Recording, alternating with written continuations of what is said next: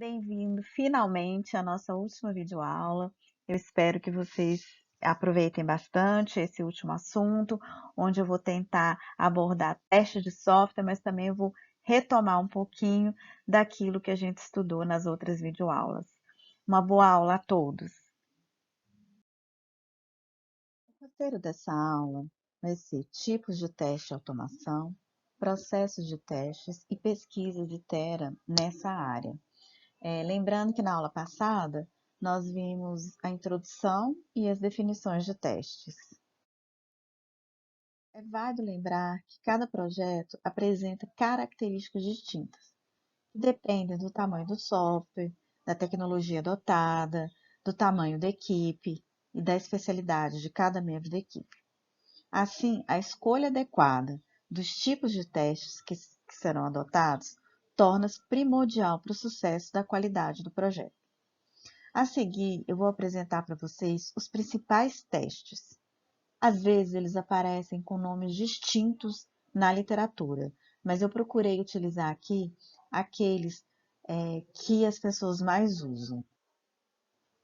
Bom, o primeiro é o teste funcional. O teste funcional, ele tem o foco nas funcionalidades do sistema. Ele é conhecido, por exemplo, como teste caixa preta, pois ele é executado baseando-se apenas nas funcionalidades, sem se preocupar com a codificação. O teste de função, então como também ele pode ser chamado, ele trata basicamente dos dados de entradas e os resultados gerados pela funcionalidade. A gente tem também os testes unitários, que são aqueles que vocês fazem no decorrer da programação. Esses testes, ele testa componentes do código isoladamente, tá? Ou classes do sistema. Classes que eu estou querendo dizer, classes de objetos.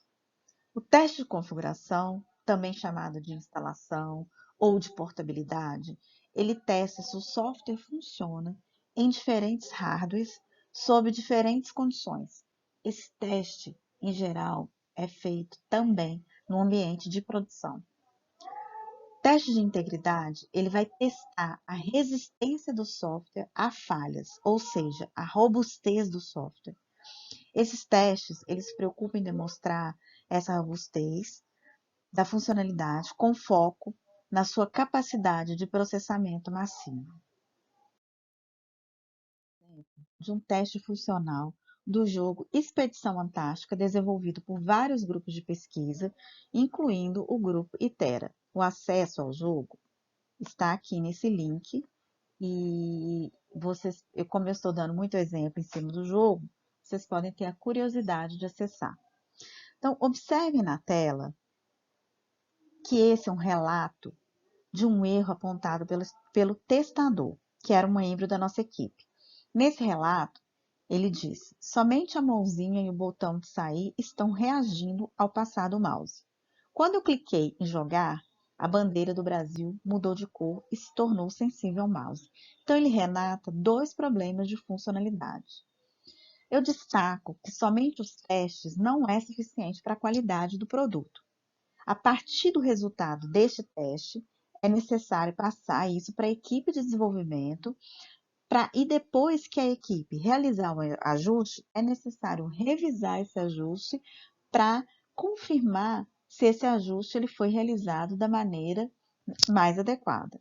Às vezes ele pode ser realizado, mas ele não está da maneira adequada. Ou seja, essa área de teste ela é muito mais complexa do que a gente pode imaginar.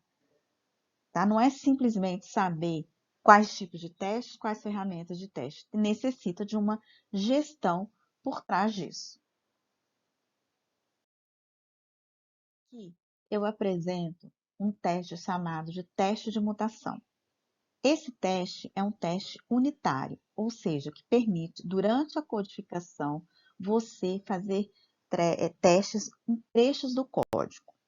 Existem vários tipos de teste unitário, só estou apresentando um deles. Esse teste de mutação ele é muito curioso. Ele é uma técnica que existe desde 1971, foi desenvolvida por pesquisadores. Mas ele ganhou projeção agora com mais de uma dúzia de ferramentas e é usado em vários contextos de software. Esse teste, conceitualmente, ele não se limita aos testes automatizados. A princípio, é uma abordagem que poderia ser aplicada manualmente.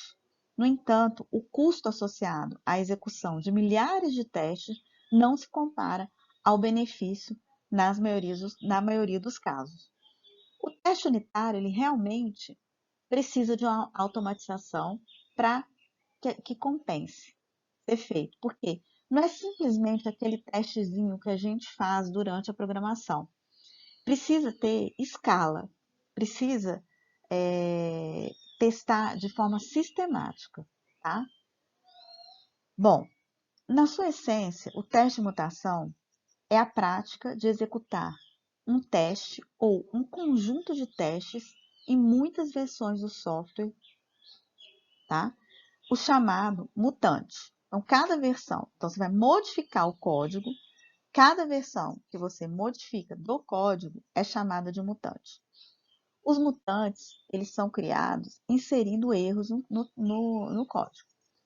Por exemplo, os itens em vermelhos, eles são alterados, tá? Então, eu tenho um código apresentado na tela e aquilo que está em vermelho, eu estou dando um exemplo de que se eu quiser gerar um teste mutante, eu vou modificar aquilo que está em vermelho.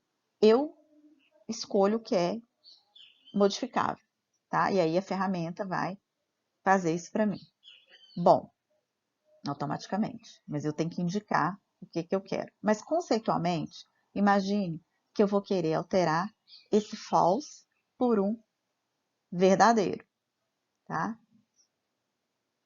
Bom, uma outra alteração que eu poderia fazer era alterar o ou por um e. O terceiro é eu alterar, eu negar esse valor fim de semana, que é um valor booleano. Então, eu colocaria o não fim de semana, tá? E uma quarta alteração que eu poderia fazer é alterar esse outro valor, o valor de false, de verdadeiro, para falso, tá?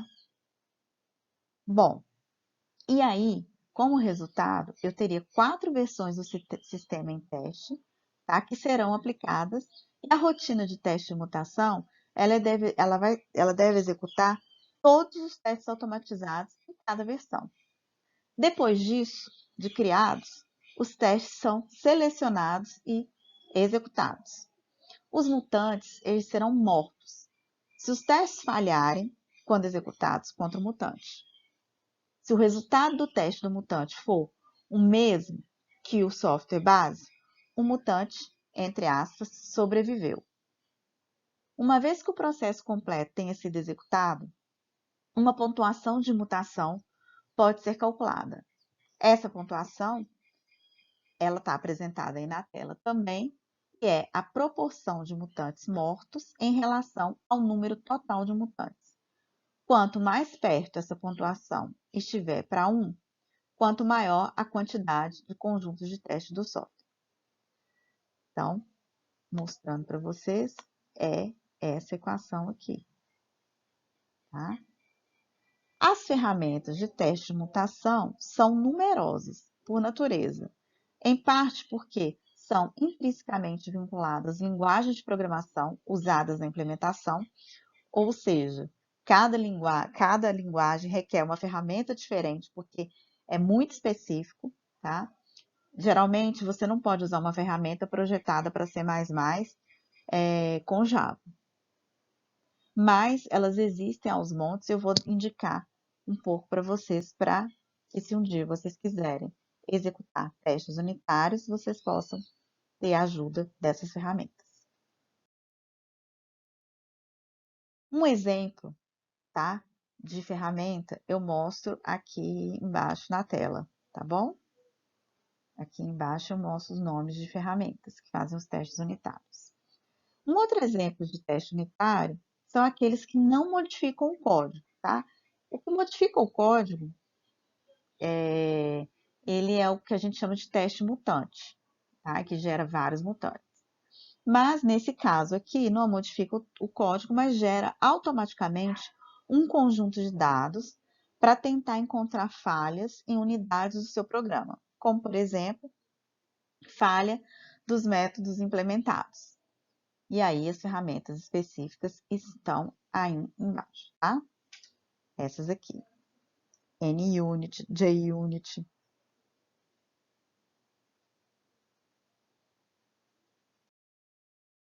Um exemplo muito simples, tá? De teste de configuração, mais didático mesmo. Um exemplo é que o nosso jogo, Expedição Antártica, ele foi testado em vários tipos de sistema operacional. Descobriu-se que ele dava problema em 32 bits, no Windows 32 bits. E com isso, sabendo desse erro, a gente teve que gerar duas versões do jogo, uma para 32 e outra para 64, tá? Então, exemplo de um teste de configuração. Voltando agora às definições de tipos de testes, nós temos aí o teste de desempenho ou de performance. Ele verifica se o desempenho está consistente com os requisitos não funcionais definidos, empregando um volume de transações nas situações de vários acessos e concorrência para avaliar os resultados encontrados ou especificados. Também pode ser chamado de teste de carga, que avalia e mede o comportamento do desempenho e a capacidade funcional de diferentes cargas. Faz um comparativo.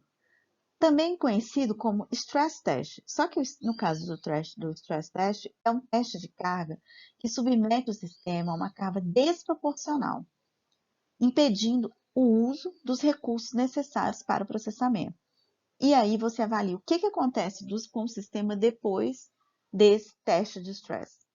Claro que para a gente fazer esse tipo de teste, imagina uma simulação em que você tem muitos usuários acessando ao mesmo tempo. Não dá para você 1 milhão de usuários, por exemplo. Como é que você vai mobilizar 1 milhão de acessos? Aí você tem como de usuários, né? Você vai simular robôs. Então, vocês têm ferramentas que simulam robôs para fazer esse acesso. Um outro teste é o teste de usabilidade. Esse vocês já estudaram no tópico de IHC. Ele verifica a facilidade que o software possui de ser compreendido e manipulado pelo usuário.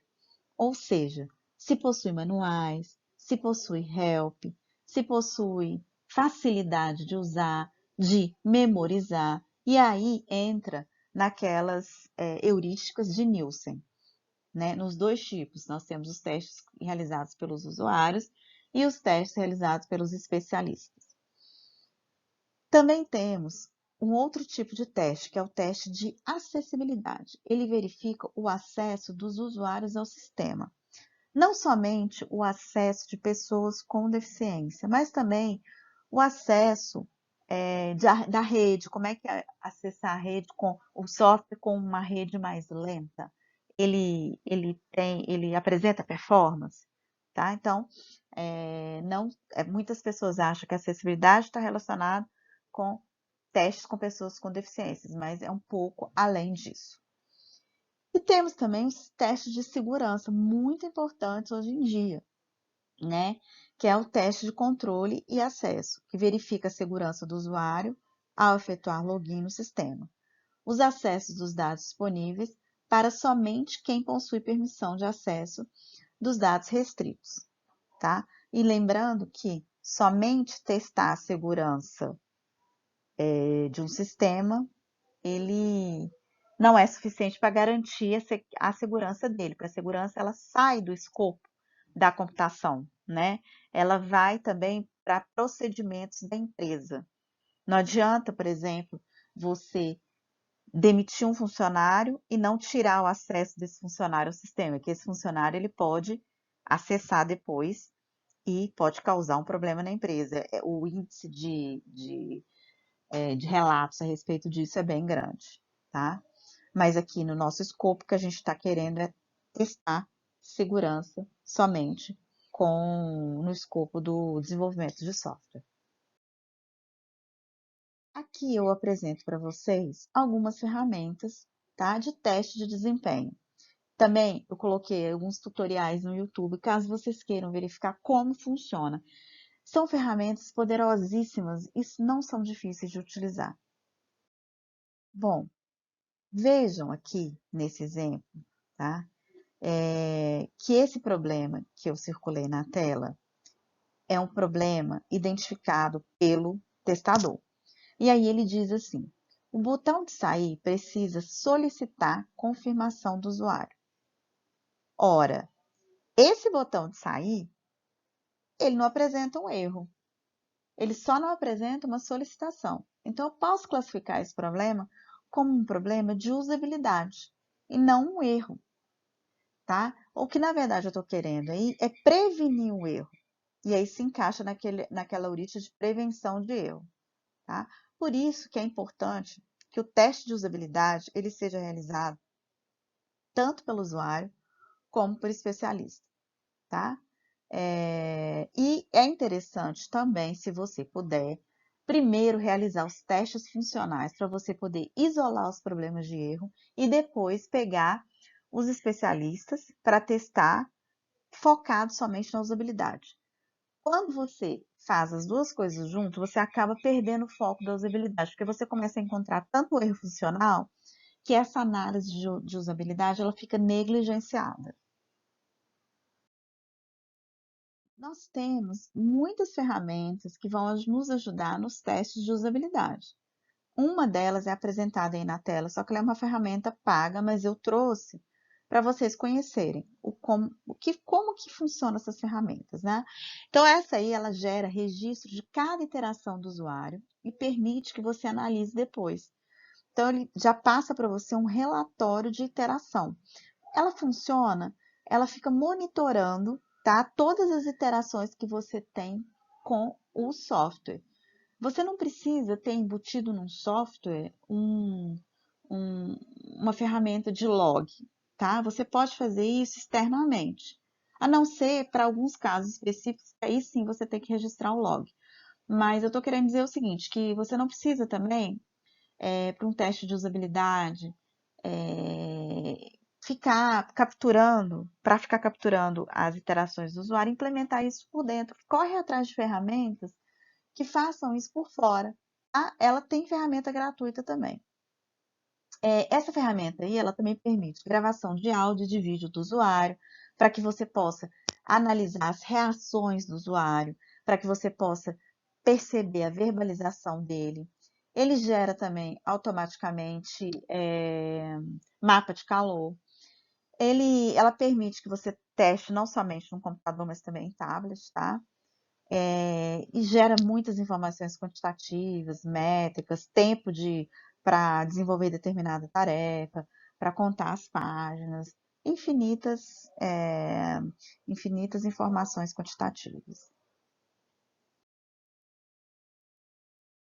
Nós temos também os testes de acessibilidade, tá? Na tela eu mostro para vocês, foi um exemplo de um projeto nosso em que a gente está desenvolvendo um aplicativo para pessoas com deficiência, e eu coloquei a foto desse usuário realizando o teste de acessibilidade, tá? As ferramentas de acessibilidade que eu apresentei, de usabilidade que eu apresentei no slide anterior, podem ser usadas também para, para o registro dos testes de acessibilidade, tá? E é muito importante também, principalmente quando os sistemas, né, eles são desenvolvidos para atender esse público. E você tem também algumas diretrizes de acessibilidade nas quais você pode se basear para realizar esses testes. Os nossos tipos de teste. Temos o teste de integração, que verifica se as unidades testadas individualmente, como por exemplo, teste unitário, quando integradas, executam corretamente. Bom, você pode fazer um teste de integração tanto em unidades menores, como também em vários módulos do sistema.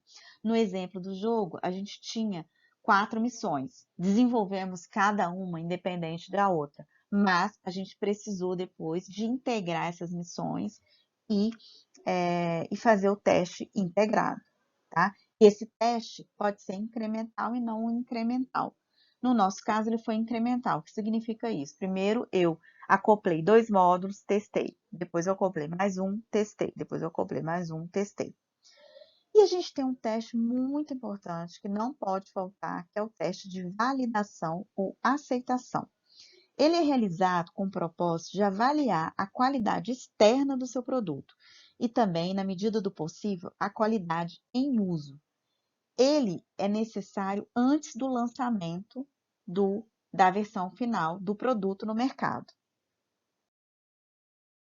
Ele pode ser dividido em duas categorias. O teste alfa, que é o primeiro a ser realizado, é realizado no ambiente de desenvolvimento com os usuários finais, onde o testador ele registra os erros e problemas de uso. Pode contar também com uma ferramenta de apoio. O segundo, que é o teste beta, ele é realizado já pelo usuário final também, só que no ambiente de produção, tá? E registrado os problemas encontrados e relatando-os ao desenvolvedor. Então, quem registra o problema no teste beta é o usuário final.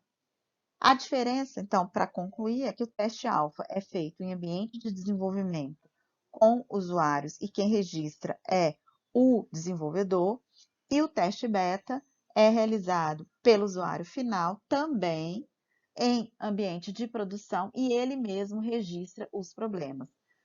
Quando eu falo quem está registrando o problema é o desenvolvedor, mas pode ser um testador também, um profissional qualificado para acompanhar o registro desse teste, se você tiver esse profissional na sua equipe.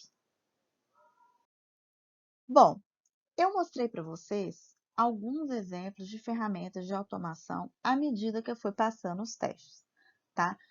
Agora eu vou. Então, todas essas ferramentas se encaixariam aqui nesse tópico de automação. Agora eu vou apresentar para você uma única ferramenta que eu escolhi pelo seu potencial, mas é uma ferramenta paga também, mas é para vocês entenderem a grandeza de uma ferramenta de teste, como os testes, como a automação de teste, ela está avançada, tá? Mas você encontra ferramentas gratuitas também, com essas funcionalidades que eu vou mostrar agora, tá? Só que às vezes elas não contemplam todas as funcionalidades juntas. O nome dessa ferramenta é Team Scale. Ela ajuda a monitorar a qualidade do seu código ao longo do tempo, tá? Os painéis, eles são configuráveis pessoalmente e permitem que você concentre em suas metas pessoais de qualidade e fique de olho na tendência de qualidade do mercado, tá? E porque essa ferramenta ela está sempre acompanhando as tendências. Ela permite que você monitore sua qualidade para estar ciente do seu desempenho.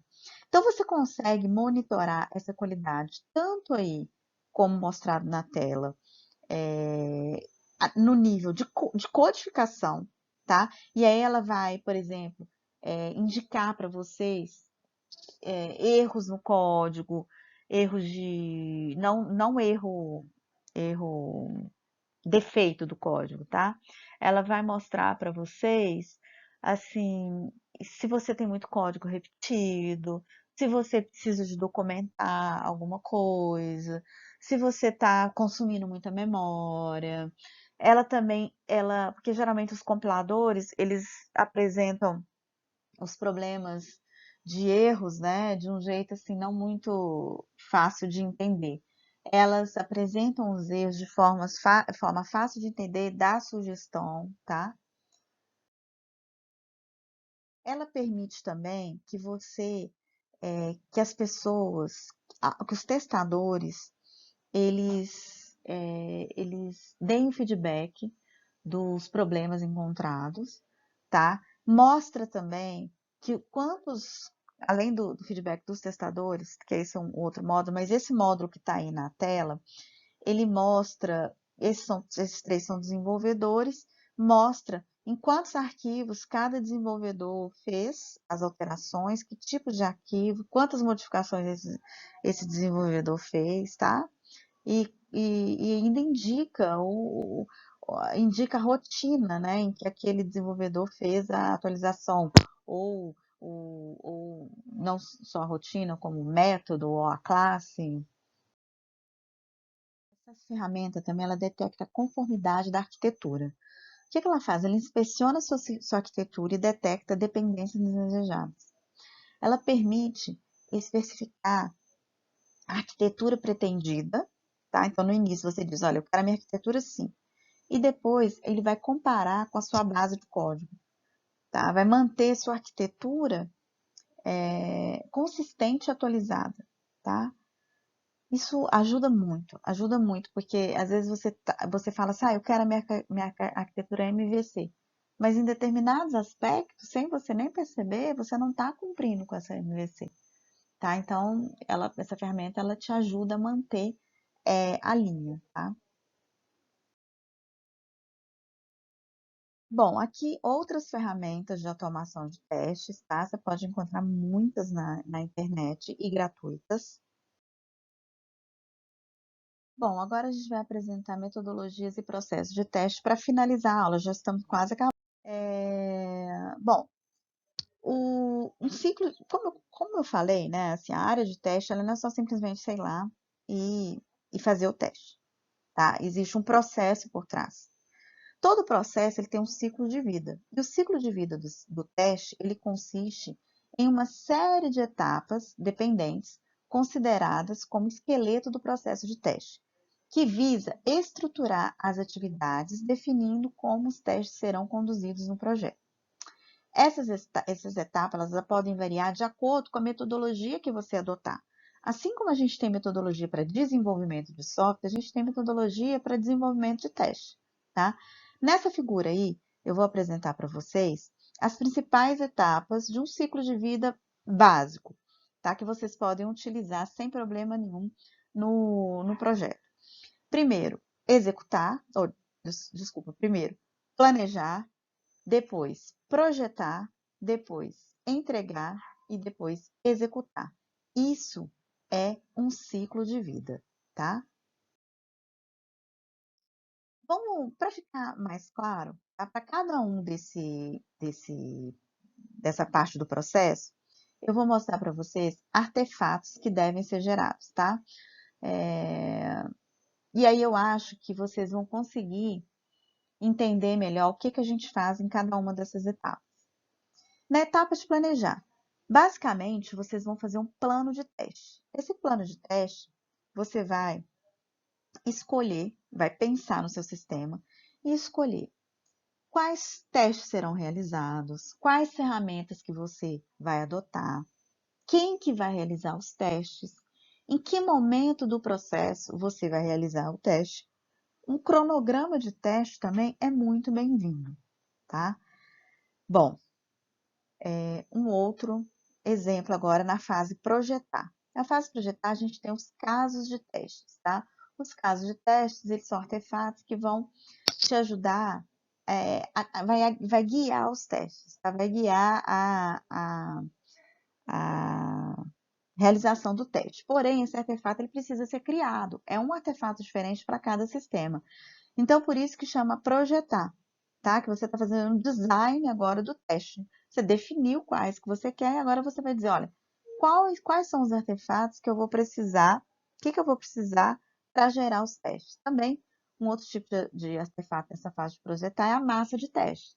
Você tem que ter disponível essa massa de teste, que são os dados para realizar os testes. Se for um teste de stress, de onde que você vai tirar esses dados? Isso já tem que estar definido. Se for, por exemplo, um teste de usabilidade, você vai precisar de um roteiro de teste. Então, assim, esses artefatos, eu estou dando exemplos, mas claro que ele vai variar de acordo com o projeto, tá? E tem inúmeros artefatos aí nessa fase de projetar. Na fase de executar, que é quando os testes estão sendo realizados, você vai ter que fazer, você vai ter que dizer onde que você vai fazer o relatório de bugs. A gente tem ferramentas para isso também, gratuitas, por exemplo, Bugzilla, é uma ferramenta própria para você fazer o relato dos problemas dos testes. Isso ajuda muito na organização, muito mesmo, tá?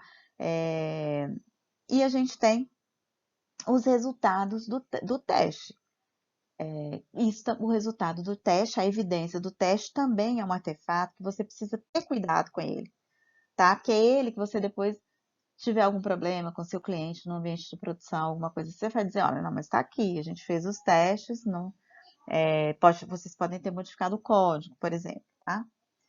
E na etapa de entregar, você vai ter o sumário dos testes, ou seja, todo o resumo de tudo aquilo que que foi realizado. É a consolidação de tudo que foi realizado durante esse processo, tá? Aqui eu tenho um exemplo também do jogo, tá?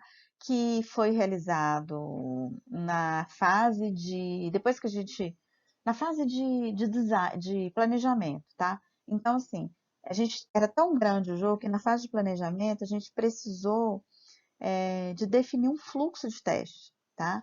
Esse fluxo de teste, você pode ver que aqui, ó, eram as equipes que a gente tinha, né? E aí a gente colocava, cada caixinha dessa era um teste, tal, era um teste, aqui, uma caixinha dessa era um teste, ou era uma atividade relacionada ao teste. E aí, quem era responsável pelo quê? Então, se a caixinha tivesse aqui, significa que a equipe de análise era responsável, tá? A gente tinha também uma equipe de acessibilidade, então o nosso gargalo foi Libras, né? Porque a gente precisou estar com tudo pronto até Libras, para Libras começar a fazer a tradução. Então foram muitos meses assim de testes. Aí a gente também não deixou para fazer o teste só no final, a gente foi fazendo isso durante todo o processo. Aqui um exemplo de um outro artefato, tá? Que é um roteiro de teste. Já é um artefato da etapa de design, de projeto, tá? Esse aqui é um artefato de teste de acessibilidade para a gente testar um dispositivo móvel, né? Então, aí tinha as instruções para os usuários, aqui as instruções, aqui quais tarefas que ele teria que analisar, tá?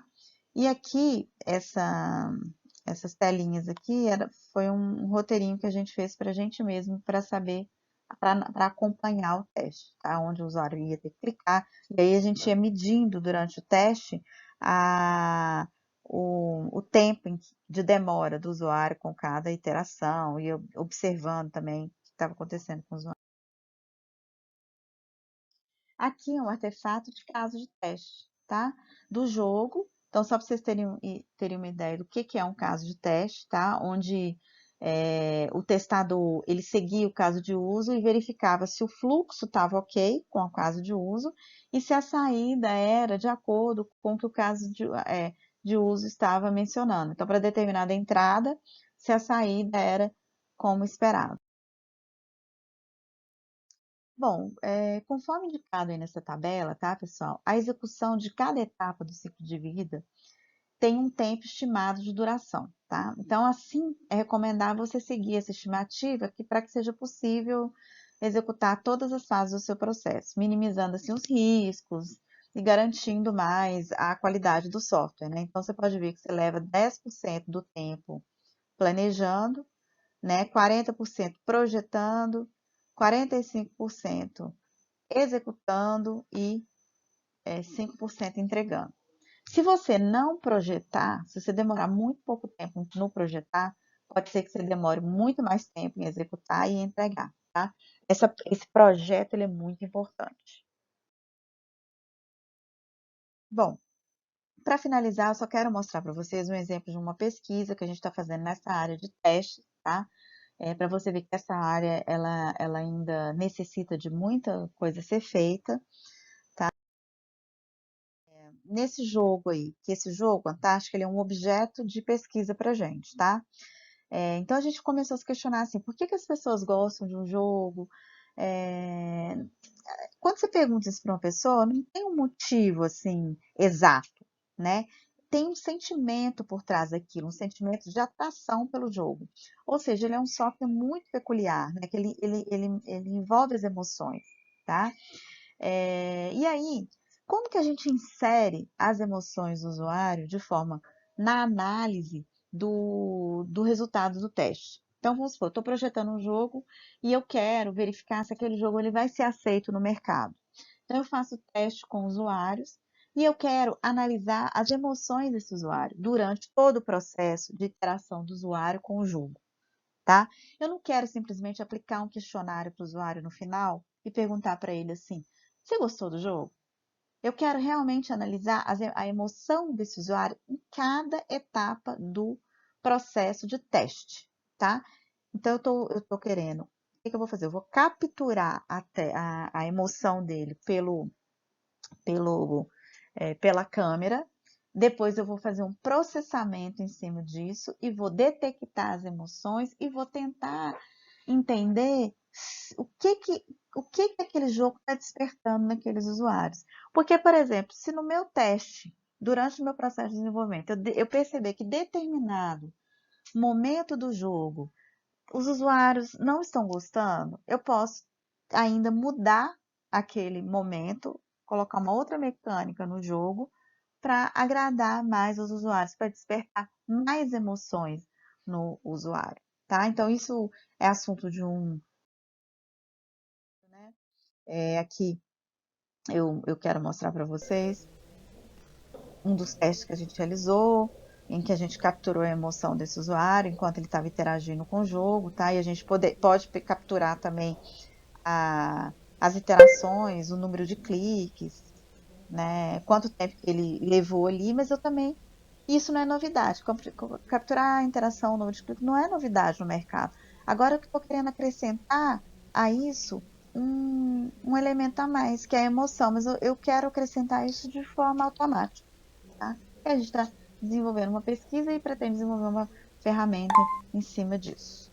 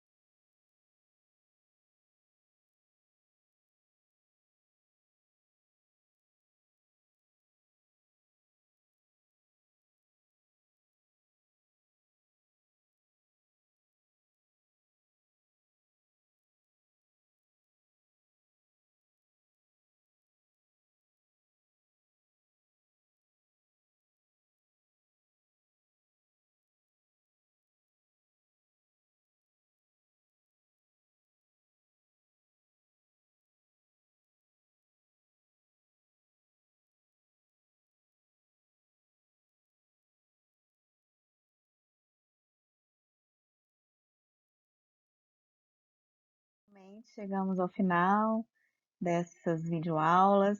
Eu espero que vocês tenham aproveitado e eu desejo uma boa sorte aí no finalzinho do curso e a gente está à disposição para tirar dúvidas e para orientar vocês, tá?